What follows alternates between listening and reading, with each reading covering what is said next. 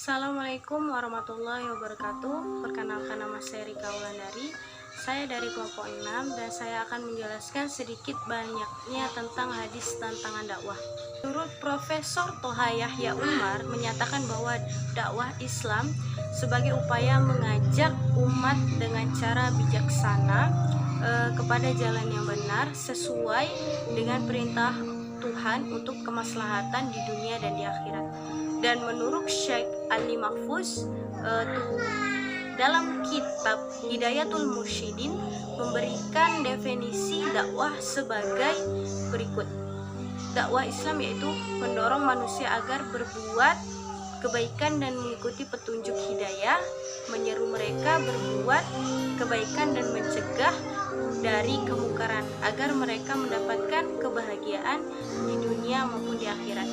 Nah, dari definisi di atas secara singkat dapat disimpulkan bahwa dakwah merupakan suatu aktivitas yang dilakukan oleh informan atau dai untuk menyampaikan informasi kepada pendengar atau matni mengenai kebaikan dan mencegah keburukan. Nah, setelah kita memahami tentang apa itu dakwah dan dari beberapa ulama yang menyatakan itu dakwah, kita lanjutkan pada tema awal kita, yaitu hadis tantangan dakwah. Hadis tantangan dakwah atau problematikanya. Hadis yang pertama adalah man dalla ala khairin falahu mithlu ajrin fa'ilih. Barang siapa yang menunjuki kepada kebaikan, maka dia akan mendapatkan pahala seperti pahala orang yang mengerjakannya.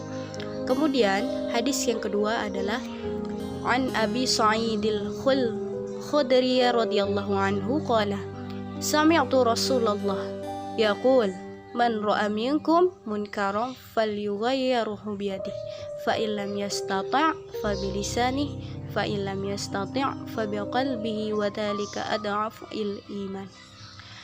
Nah, artinya tadi Abu Sa'id Al-Khudri radhiyallahu anhu berkata, saya mendengar Rasulullah Shallallahu alaihi wasallam bersabda, siapa yang melihat kemungkaran, maka rubahlah dengan tangannya. Jika tidak mampu, maka rubahlah dengan lisannya. Jika tidak mampu, maka tolaklah dengan hatinya, dan hal tersebut adalah selemah-lemahnya iman. Hadis riwayat Muslim. Kemudian Rasulullah Shallallahu alaihi wasallam, Nabi Muhammad Shallallahu alaihi wasallam bersabda, sesungguhnya para ulama adalah pewaris para nabi. Dan para nabi tidaklah mewariskan dinar ataupun dirham, tetapi mewariskan ilmu. Barang siapa mengambilnya, sungguh dia telah mengambil bagian yang sangat mencukupi. Hadis riwayat Abu Dawud. Nah, dalam menjalankan dakwah secara umum terdapat dua tantangan yang mesti dihadapi seorang pendakwah atau seorang dai, yaitu tantangan yang bersifat internal dan tantangan yang bersifat eksternal. Nah, yang pertama adalah tantangan internal, yaitu tantangan internal merupakan sejumlah persoalan yang muncul dari dalam umat Islam sendiri. Secara jujur harus diakui bahwa tidak sedikit persoalan internal yang harus diselesaikan oleh dai untuk melancarkan proses dakwahnya. Tantangan ini tidak hanya muncul dari kalangan masyarakat saja atau masyarakat awam gitu kan, akan tetapi juga di lingkungan masyarakat yang berilmu pengetahuan.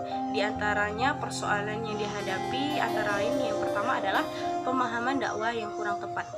Dakwah idealnya dipahami sebagai keseluruhan upaya menyeru manusia untuk mengamalkan ajaran Islam secara khafah dan memajukan umatnya menuju masyarakat modern dan diridhoi oleh Allah Subhanahu wa taala. Namun tidak sedikit di antara masyarakat yang hanya memahami dakwah adalah kegiatan ceramah agama yang seumpama ceramah nuzul Quran, ceramah Maulid, Isra Mi'raj dan lain-lainnya. Pemahaman serupa juga didapati dari sebuah orang yang memiliki ilmu pengetahuan. Nah, yang kedua adalah munculnya ulama usul dalam perspektif Al-Quran. Ditemukan ada dua kelompok ulama, yaitu pertama ulama orang-orang yang berilmu, orang-orang yang berpengetahuan luas, memiliki kebenaran dan memiliki pemikiran bahwa kekuasaan Allah serta berkomitmen untuk patuh dan tunduk hanya kepada Allah Subhanahu wa taala. Yang dimaksud dengan ulama Bani Israel adalah orang yang berilmu pengetahuan namun tidak menerima Al-Quran sebagai satu kebenaran. Tipe ulama seperti ini sering disebut dalam Islam sebagai ulama usuk. Ulama tidak menggunakan ilmunya untuk menegakkan syariat Islam, syariat Allah, namun sering berhujah dengan menggunakan dalil-dalil Al-Quran dan As-Sunnah. Melalui argumentasi dalil tersebut, ulama uswa ini berupaya mengaburkan pemahaman masyarakat tentang Islam dan memecah belahkan masyarakat dalam rangka mencapai ambisinya pribadinya sendiri. Ketiga ialah money oriented di kalangan dai, ialah persoalan internal lainnya yang sering jumpai dalam kehidupan sosial, adanya fenomena kerja dai yang berorientasi materialistik, terutama para dai yang bergerak secara oral dan menggunakan mimbar sebagai media utamanya. Disebut materialistik karena gaya dakwanya yang bersifat pasif, yaitu hanya menunggu dipanggil oleh masyarakat untuk berdakwah, dalam arti berceramah dan setelah itu mendapatkan bayaran. Nah, setelah kita memahami tentang tantangan dakwah secara internal, kita memahami tantangan dakwah dalam eksternal. Selain tantangan yang muncul dari dalam, ada juga yang tantangan yang dari luar.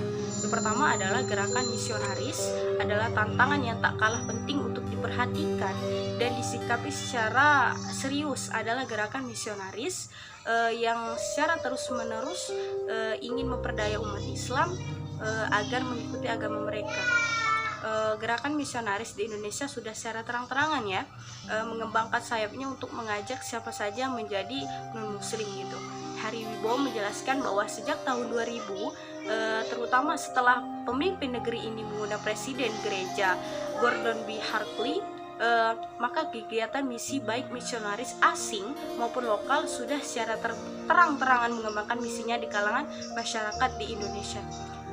Nah, setelah yang gerakan misionaris, kita lanjutkan dengan rekayasa global. Kehidupan manusia di alam ini selalu dikelilingi oleh berbagai bentuk rekayasa, terutama yang dilakukan negara-negara maju. Mereka sengaja membuat rekayasa ini dengan maksud menguasai seluruh atau sebagian besar potensi dan sumber daya ada di belahan dunia ini. Atau lebih tepatnya, terutama negara ketiga seperti negara Indonesia kita.